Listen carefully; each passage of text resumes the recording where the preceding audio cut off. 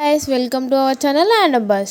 Big Boss ఈ 8వ సీజన్లో తక్కువ టైంలోనే స్ట్రాంగ్ కంటెస్టెంట్గా పేరు తెచ్చుకున్న నిఖిల్ పేరు వింటేనే హౌస్లో ఉన్న వాళ్ళకి భయం వేస్తుంది అని చెప్పాలి. ఎందుకంటారా, నిఖిల్ టాస్క్ అనగానే ఒక రేంజ్లో రెచ్చిపోతూ ఆడుతూ ఉంటాడు.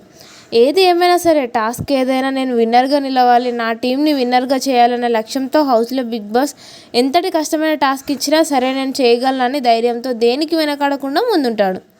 ఇక అసలు విషయానికి వస్తే, ప్రస్తుతం బిగ్ బాస్ హౌస్లో రేషన్ కోసం ప్రభావతి 2.0 అనే టాస్క్ జరుగుతున్నాయి. టాస్క్లో భాగంగా అభయ్ టీంని చిత్తు చేసి నిఖిల్ టీం విజేతగా నిలిచింది. ఇక అందులో కంటెస్టెంట్స్ అందరూ ఒక ఎత్తు అయితే నిఖిల్ ఒక్కడే ఒక ఎత్తు అని చెప్పాలి.